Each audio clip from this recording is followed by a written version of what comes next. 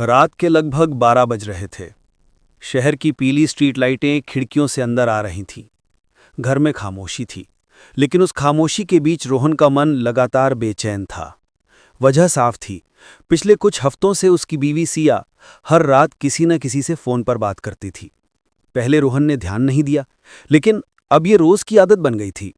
हर रात 11 बजे या 12 बजे, कभी-कभी तो 1 बजे, सिया धीरे-धीरे रसोई या बालकनी में जाकर किसी से फुसफुसाते हुए बात करती थी। उस रात रोहन की नींद फिर खुल गई। उसने सुना सिया फोन पर कह रही थी, "हाँ, मैं आज भी आऊंगी। तुम चिंता मत करो, मैं हूं ना।" ये सुनकर रोहन का दिल धक से रह गया। कौन है जो मेरी बीवी को रात-रात भर बुलाता है? किससे मिलने का वादा कर रही है? शक अब उसके दिल में जड़ पकड़ चुका था। अगले पूरे दिन रोहन ऑफिस में रहते हुए भी बेचैन रहा। वो ना कुछ ढंग से खा पाया, ना काम कर पाया। उसके दिमाग में बस एक ही सवाल था, सिया अब आखिर किससे बात करती है? उसने ठान लिया, आज वह सच जानकर ही रहेगा। जैसे ही घड़ी ने 1 बजाए, सिया फिर धीरे से उठी। उसने कमरे में हल्की रोशनी की, दुपट्टा उठाया और चुपके से घर से बाहर निकल गई। रोहन पहले से तैयार था। वो थोड़ी दूरी पर रहते हुए उसका पीछा करने लगा। रात की ठंडी हवा, सुनसान सड़कें और दूर दूर से आती कुत्तों की आवाजें माहौल और भी डरावना बना रहा था। सिया तेज कदमों से चल रही थी, मानो किसी बहुत जरूरी जगह जा रही हो। कुछ देर बाद वो एक सुनसान पुरानी गली में मुड़ी। रोहन का दिल जोर जोर से धड़क रहा था। वो सोच रहा था, क्या कोई आदमी मिलेगा? क्या कोई अफेयर था?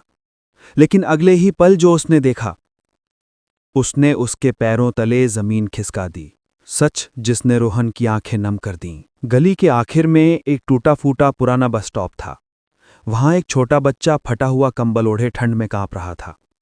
सिया उसके पास गई, उसे उठाया और सीने से लगा लिया। उसके हाथ कांप रहे थे, आंखें भर आई थीं। वो बच्चे के सिर पर हाथ फेरते हुए बोली, "डरो मत, मैं आ गई हूं, कुछ नहीं होने दूंगी।"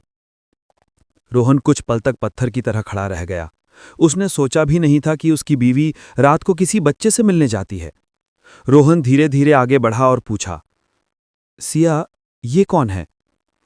सिया चौंक गई। उसकी आंखों से आंसू गिर पड़े।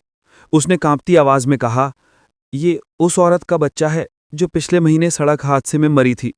वो मेरे ऑफिस में सफाई करती थी। मरने से पहले उसने बस एक बात कही थी, मेरे बच्चे को मत छोड़ना।"